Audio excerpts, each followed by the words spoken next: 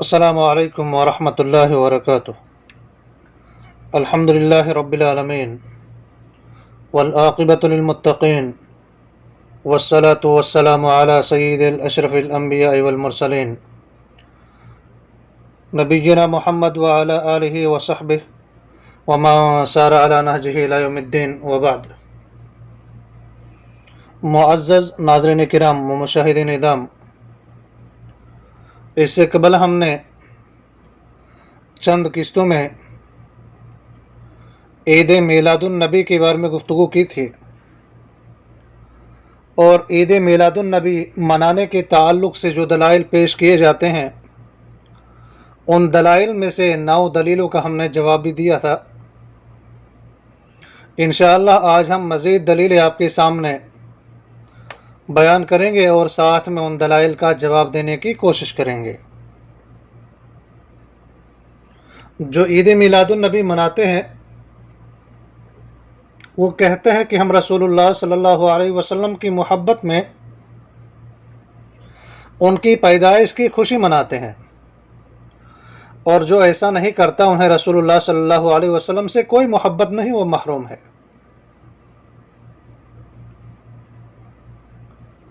تو ہم کہتے ہیں کہ دلوں کا حال اللہ تعالیٰ بہتر جانتا ہے۔ ہمیں اپنے نبی کریم صلی اللہ علیہ وسلم کی پیدائش کی بہت خوشی ہے کہ اللہ تعالیٰ نے اپنا دین ہم تک پہنچانے کے لیے انہیں مبعوث فرمایا، اور دین دنیا اور آخرت کی ہر خیر ہم تک پہنچانے کا انہیں ذریعہ بنایا۔ لیکن جب یہ حقیقت سامنے آتی ہے کہ اللہ تعالیٰ نے رسول اللہ صلی اللہ علیہ وسلم کو دنیا سے اٹھا لیا، تو آپ وفات پا چکے، نزول وحی کا سلسلہ منقطع ہو چکا، تو ساری خوشی جو ہے رخصت ہو جاتی ہے۔ رسول اللہ صلی اللہ علیہ وسلم کی وفات کا غم ان کی پیدائش کی خوشی سے بڑھ کر ہے۔ اللہ تعالی ہم سب کو ان لوگوں میں سے بنائے جن کی زندگی یا رسول اللہ صلی اللہ علیہ وسلم کی سنت کی عین اتباع میں بسر ہوتی ہے، اور اللہ تعالی ہر بدعت سے ہمیں محفوظ رکھے، اور اللہ تعالی ہمیں ان لوگوں میں سے نہ بنائے جنہیں بدعات پر عمل کرنے کی وجہ سے روز محشر رسول اللہ صلی اللہ علیہ وسلم کے حوض سے محروم کر دیا جائے گا، وہاں سے ہٹا دیا جائے گا۔ حدیث کے راوی انس بن مالک رضی اللہ عنہ ہے، وہ فرماتے ہیں رسول اللہ صلی اللہ علیہ وسلم نے ارشاد فرمایا کہ میں تم لوگوں سے پہلے حوض پر ہوں گا، جو میرے پاس آئے گا وہ اس حوض سے پانی پیے گا، ومن شرب، اور جو بھی اس سے پیے گا اسے پھر کبھی پیاس نہیں لگے گی۔ لیکن رسول اللہ صلی اللہ علیہ وسلم نے فرمایا لَيَرِدُنَّ عَلَيَّ أَقْوَامًا أَعْرِفُهُمْ وَيَعْرِفُونِي ثُمَّ يُحَالُ بَيْنِي وَبَيْنَهُمْ فَأَقُولُ إِنَّهُمْ مِنِّي فَيُقَالُ إِنَّكَ لَا تَدْرِي مَا أَحْدَثُوا بَعْدَكَ۔ فرمایا کہ میرے حوض کے پاس جو ہے کچھ لوگ آئیں گے،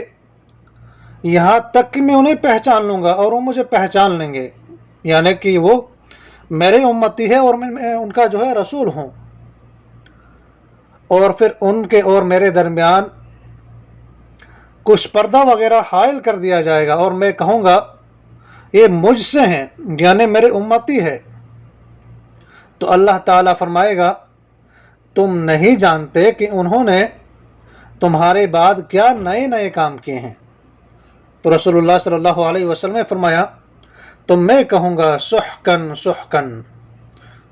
دوری ہو ان لوگوں کے لیے کہ جنہوں نے میرے بعد دین میں تبدیلی کی ہے۔ تو سحقن کی تفسیر کرتے ہوئے عبداللہ ابن عباس کہتے ہیں کہ سحقن سے مراد دوری ہے۔ اب جب ہم اس حدیث پر تدبر اور تفکر سے کام لیتے ہیں کہ رسول اللہ صلی اللہ علیہ وسلم کو اللہ کی طرف سے جو جواب دیا جائے گا اس سے ہمیں یہ سبق ملتا ہے کہ رسول اللہ صلی اللہ علیہ وسلم اپنی امت کے اعمال نہیں جانتے،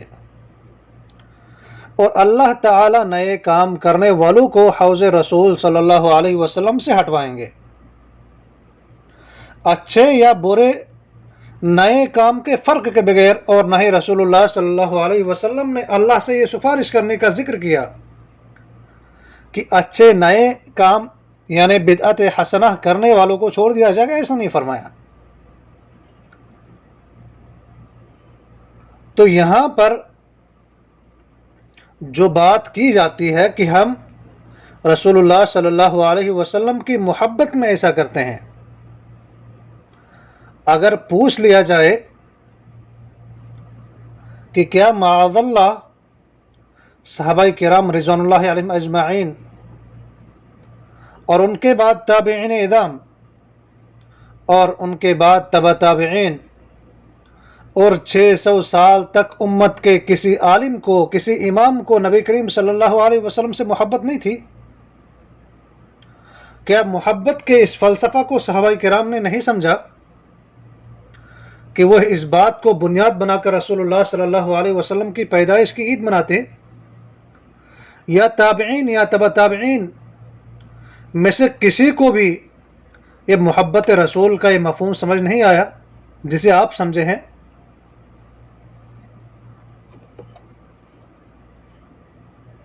تو یہ ایک دلیل پیش کی جاتی ہے کہ ہم محبت رسول میں ایسا کچھ کرتے ہیں۔ اس کے بعد اب یہ لوگ جس چیز کو سہارا بناتے ہیں، فرماتے ہیں کہ حضرت ابن عباس رضی اللہ عنہما نے الیوم اکملت لکم دینکم تلاوت فرمائی، تو ایک یہودی نے کہا اگر یہ آیت ہم پر نازل ہوتی تو ہم اس دن کو عید مناتے۔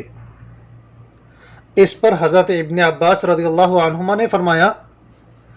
یہ آیت نازل ہی اسی دن ہوئی جس دن دو عیدی تھی، ایک جمعہ کا دن تھا اور دوسرا عرفہ کا دن تھا۔ اور مرکات شرح مشکات میں اس حدیث کے تحت طبرانی وغیرہ کے حوالے سے بالکل یہی سوال و جواب حضرت عمر سے بھی منقول ہے، لیکن مقام غور ہے کہ دونوں جلیل قدر صحابہ نے یہ نہیں فرمایا کہ اسلام میں صرف عید الفطر اور عید الاضحیٰ مقرر ہے اور ہمارے لیے کوئی تیسری عید منانا بدعت و ممنوع ہے، بلکہ یوم جمعہ کے علاوہ یوم عرفہ کو بھی عید قرار دے کر واضح فرمایا کہ واقعی جس دن اللہ کی طرف سے کوئی خاص نعمت عطا ہو اس دن کو جو ہے بطور یادگار عید منانا، شکر نعمت اور خوشی کا اظہار کرنا جائز اور درست ہے۔ اور پھر یہ جلیل القدر محدث ملا علی قاری رحمۃ اللہ علیہ نے اس موقع پر جو قول نقل فرمایا ہے اسی کو بطور دلیل پیش کر کے لفظ عید کے استعمال سے یہ اخذ کرتے ہیں کہ یہاں پر یہ چیز مذکور ہے۔ تو فرماتے ہیں جب جمعہ کا دن عید ہو سکتا ہے، عرفہ کا دن عید ہو سکتا ہے، اور وہ دن عید ہو سکتا ہے جس دن یہ آیت نازل ہوئی، اور ہر انعام و عطا کا دن عید ہو سکتا ہے، اور ہر خوشی کا دن عید ہو سکتا ہے، تو پھر رسول اللہ صلی اللہ علیہ وسلم کے میلاد کے دن کو عید منانے میں کیا شبہ ہے؟ یہ ہمارے ان بھائیوں کا کہنا ہے جو عید میلاد النبی مناتے ہیں۔ ذرا ہم عبداللہ ابن عباس رضی اللہ عنہ کا جو یہ صاحب اثر بیان کرتے ہیں اس کو ذکر کرتے ہیں۔ وہ واقعہ امیر المؤمنین عمر رضی اللہ عنہ کا ہے، جیسا کہ کتب ستہ اور زوائد میں روایت ہے، اور عبداللہ ابن عباس رضی اللہ عنہ کے بارے میں یہ بات صرف سنن ترمذی میں روایت کی گئی ہے، اور پھر امام ترمذی رحمۃ اللہ علیہ نے اس روایت کو ذکر کرنے کے بعد کہا کہ یہ روایت حسن غریب ہے۔ اگر ہم اصولاً دیکھیں تو اصولاً تو یہ ہونا چاہے کہ جو روایت زیادہ صحت مند ہے اس کو دلیل بنایا جانا چاہے، لیکن ان لوگوں نے صحیح بخاری اور صحیح مسلم کی روایت کو سرسری انداز میں مرکات شرح مشکات میں اس حدیث کے تحت طبرانی وغیرہ کا حوالہ جو بالکل اسی سوال کے تناظر میں ہے، تو انہوں نے اسے یہ ثابت کرنے کی کوشش محسوس کی کہ جب صاحب مرکات نے عبداللہ ابن عباس رضی اللہ عنہ کی روایت جو بیان کی ہے، لیکن انہوں نے عبداللہ ابن عباس رضی اللہ عنہ کی روایت کے بعد پہلے امیر المؤمنین کا حوالہ دیا ہے، اور بخاری کے اندر امیر المؤمنین رضی اللہ عنہ کا واقعہ منقول ہے، حالانکہ مرکات المفاتیح والے نے پہلے بخاری کے واقعے کو ذکر کیا ہے، لیکن ہمارے بھائی اس کو الٹا کر لیتے ہیں، اور اس کے بعد جب ہم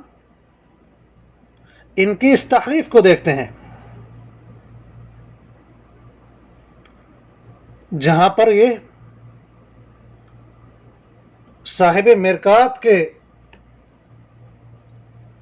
چند الفاظ کا استعمال کر کے اس دن کے ثبوت میں دلیل پیش کرتے ہیں، لیکن یہاں پر غور کرنے کی بات یہ ہے کہ کیا دونوں صحابہ نے اس یہودی کے جواب میں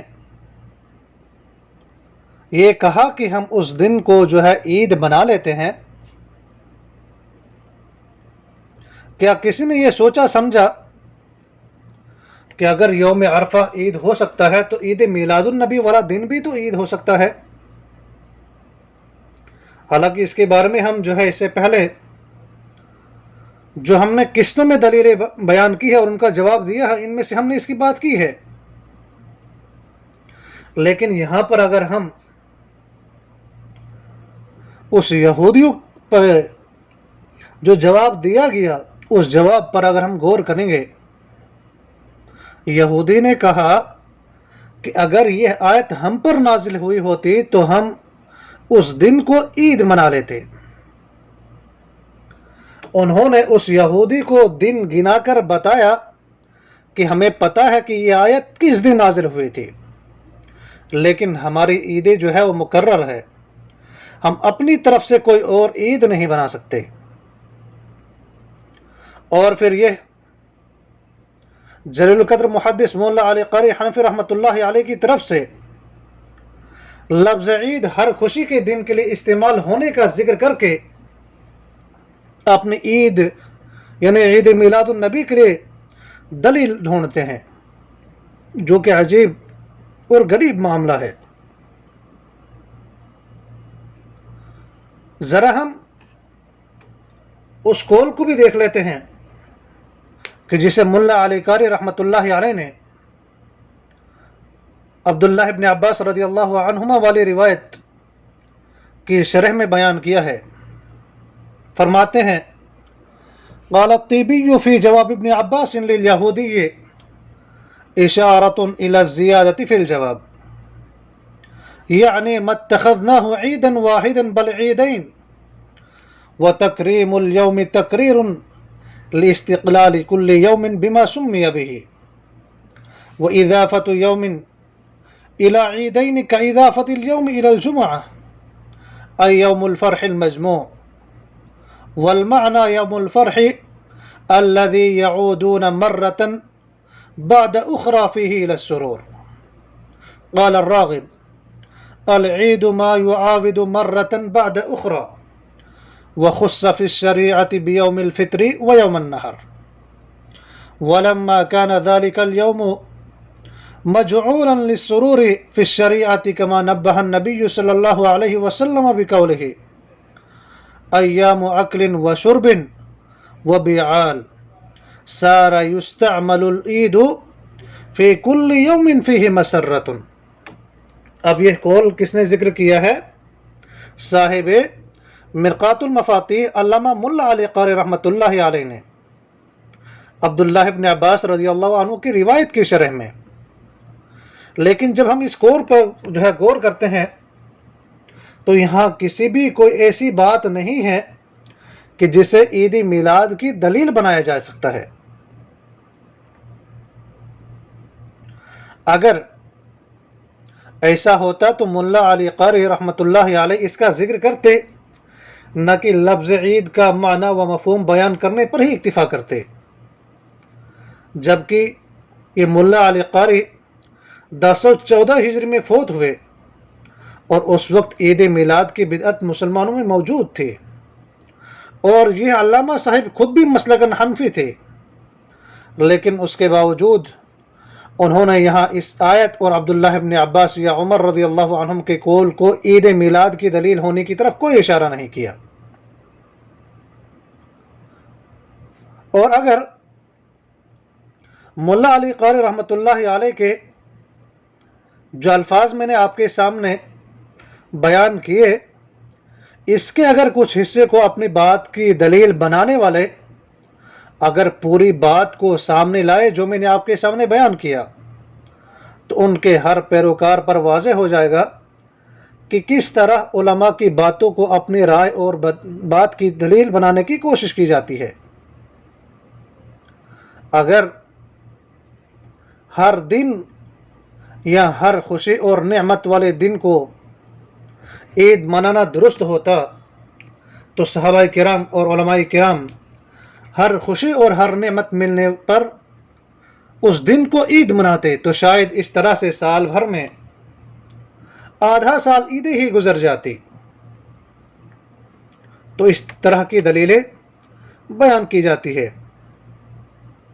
لیکن ہمیں یقین رکھنا چاہیے کہ اللہ کی شریعت مکمل ہونے کے بعد رسول اللہ صلی اللہ علیہ وسلم کو اس دنیا فانی سے واپس بلوایا گیا،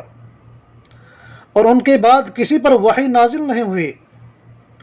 اور نہ ہی وہ آپ صلی اللہ علیہ وسلم کوئی باطنی شریعت یا خاندانی شریعت چھوڑ کر تشریف لے گئے. اللہ کا ہر حکم صاف اور واضح طور پر قولاً و عملاً بیان فرما کر گئے. اگر آپ اس پر ایمان رکھتے ہیں، اور ہمیں پوری امید ہے کہ یقیناً آپ ایمان رکھتے ہیں، تو پھر عید میلاد منانا آپ صلی اللہ علیہ وسلم کی تعلیمات میں کہیں بھی موجود نہیں. اگر آپ کہتے ہیں کہ ہم محبت اور اطاعت کے تقاضے کے تحت اس عید کو مناتے ہیں، تو آپ کو جان لینا چاہے تقاضۂ محبت یا تقاضۂ اطاعت و فرما برداری ہے. جہاں جو بات آپ صلی اللہ علیہ وسلم کی تعلیمات کی موافقت رکھتی ہے اس کو قبول فرمائیں، اور جو بات آپ صلی اللہ علیہ وسلم کی تعلیمات کی موافقت نہیں رکھتی اسے ترک کر دیا جائے. یہی آپ صلی اللہ علیہ وسلم سے حقیقی محبت بھی ہے.